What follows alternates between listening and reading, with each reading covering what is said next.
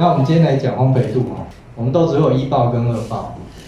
问题来了，你觉得豆子是1爆还是2爆？我们用我们的眼睛、耳朵、鼻子还有温度去做感官上的判定的时候，其实很难判定，你没有办法明确的表达说这个是烘到什么程度。所以烘焙度目前来讲，主要我们比较常在用，习惯上常在用，主要分2种。第一个就是用颜色，第二个呢用什么？声音。可是呢，问题是，你怎么看得出来这颜色跟声音对得上？很麻烦哦。来，我们先讲声音哦。豆子会1爆跟2爆，所以1爆会有什么状况？还有豆子在膨胀的时候会有1爆跟2爆，它会爆2声。1爆的声音怎样？比2爆激烈，浑厚一点，这个比较尖锐一点。因为豆子大小不一，所以加热过程中吸热速度不一样，然后膨胀的速度也不一样，爆裂的时间也不一样。所以就像那个结婚的时候放鞭炮，有没有？有没有？前面放就这样，噔噔嘣嘣嘣嘣嘣，突然开始变密集，然后整堆爆完的时候呢，后面还会爆1-2声小声的。好，所以有1爆开始、1爆密集、1爆结束。所以咖啡豆也是一样，会有1爆开始、1爆密集、1爆结束。2爆呢？2爆开始，2爆密集，2爆结束。那我们在烘焙上的分类的话，这边我们一般会称为浅，这边一般会称为深。那中间呢？中。有一个没有爆的区块，就是中。OK， 这就是用声音分。所以呢，浅焙的话就是1爆开始、1爆密集、1爆结束。1爆结束后到2爆开始前，所以是重烘焙。2爆开始、2爆密集、2爆结束，这边是算深烘焙。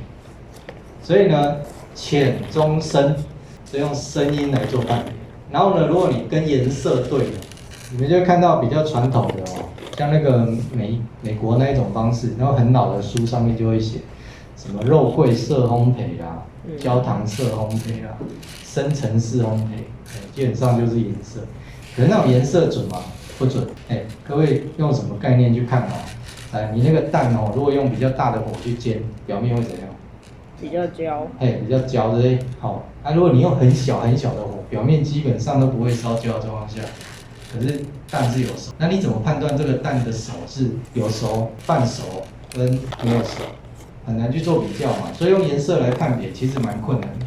然后现在有一种叫做 X-ray 就是摄像仪它可以去判断豆子表面的颜色跟磨成粉之后的颜色，然后提供给你一个数据。所以呢，你也可以选择买一台摄像仪回来去量你的豆子。可是呢，那是什么时候可以量的？这个声音呢是烘焙要结束的时候的判断。烘焙要结束的判断，你摄像仪是什么时候量的？你有没有烘到一半，然后把豆子拿出来，然后赶快把它弄凉之后，然后把它放到机器里面去量？一般不会做这种事情。所以呢，烘焙摄像仪都是在烘完之后才来做测量。所以事实上，我们以烘豆的人的角度来讲，我们大部分会以这个为标准，声音为标准。为什么要用声音来做判别？还是老问题哦，我听得到，你听得到 ，OK， 你赶快听，现在开始爆了，对，现在有爆 ，OK， 所以你看这就是声音。为什么？之所以很多烘豆师还在采用，就是这个原因。那我们可不可以用温度来做表示？我这个豆子212度下，可不可以？可以。那问题来了，每一家你的烘豆机跟那烘豆机量测温度是一样的，不一样。不一样状况下，你的温度跟我的温度可以去做一样的显示吗？不行。所以大部分烘豆师彼此在对话的时候，我们都会讲什么东西？我们第一个会讲时间，时间双方认定 OK 嘛？时间不是我定的嘛，对吧？全世界时间都是标准的，所以这个豆子我烘了8分25秒，然后呢，我1爆开始的时候是7分半，然后总共它爆了多少时间下来？我们讲时间，然后再来讲爆了多久，1爆开始多久让它下来。那有一些老一辈的说法会叫做1爆密集拉长，一爆结束后拉长，什么意思？我们不是一爆结束立刻下，一爆要结束的时候呢，那就把火关小，然后在同样温度慢慢拖、慢慢拖、慢慢拖。有一些说法就会叫这种方式叫滑行。所以呢，一爆开始、一爆密集、一爆结束，怎么认定？声音，还有呢，这是声音认定。如果你都一直用同一台机器烘，你会发觉到一件事：一爆开始的温度都会很接近，都会很接近。你这台机器一爆温185，这台机一爆温195，基本上就是在195上下这边浮动。它不会说我今天一爆温160，现在下一锅一爆温180，有没有这种可能性发生？有。你原本第一锅烘1公斤，第二锅烘50克，你就会看到它还没到180就开始爆了，哦，就会看到这个。所以一爆开始，一爆密集，一爆结束，二爆开始，二爆密集，要结束，这是大家比较常用的，也是你们如果去上 SCA 的课程比较常会使用到的。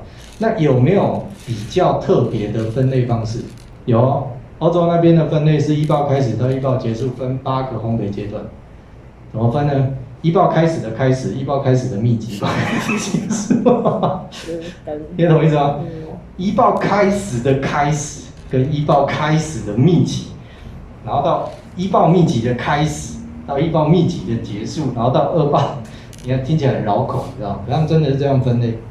有些人从欧洲买豆子回来，他上面跟你讲中度烘焙，回来看，这都还在一爆之内，为什么这会叫中度烘焙？烘豆师认定不同。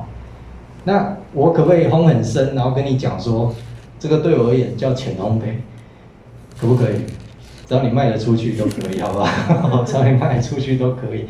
所以我们在讲烘焙度，基本上以这个为主好，我们会用哪些东西？我们用时间、温度、声音，然后来做判断。可不可以用味道来做判断？怎么判断？所以你跟别人问说你这是怎么烘，你会讲说这是我烘了我大概烘到8分45秒，然后7分半开始一爆，然后8分45秒的时候一爆密集左右的时候，我闻到一个什么味道，所以我让它下来，有没有？这是烘豆师之间的对话。如果你今天是卖豆子，你客户问你说你烘到这是什么程度的时候，你要怎么告诉他？在中度烘焙，其他都卖够，他不会很想听，客户不会很想听这种东西。所以你看我们在讲的所谓的业界的术语，跟我们要给消费者术语会一样吗？其实不太一样。消费者其实没有很想了解这种，除非他跟你一样都是在烘豆。可是我们今天学烘豆的话，我们就会了解到这些东西。好，就是我们要在一段话之前很明确告诉同学说，我为什么烘到这个方式下，我这锅豆子怎么做，你就要去表达出来。所以我们在述说上就会加上时间，还有温度，你就讲温度，然后呢，那个声音，你可以加气味，气味最困难，为什么？那是过去的味道，你现在闻得到吗？闻不到，而且你在闻的时候，你确定真的是那个味道吗？这是一个很有趣的问题，为什么？因为那时候烘焙的时候，一爆开始到195度大概都烘到200几或是210度下的时候，那时候温度那么高，你会闻到什么味道？一瞬间的有个印象而已，你没有办法很明确的闻到说，这有蓝莓味，让它下；这有柠檬味，让它下，没有这回事。就是闻到一瞬间，脑子立刻有反应之后，然后打开让它下。可是真的有那个味道吗？这是后续很多同学大家会不断的去问的同一个问题。就买的生豆上面杯测表上面写很多味道，可是我们都烘不出来，对不对？对。很正常，因为我也烘不出来。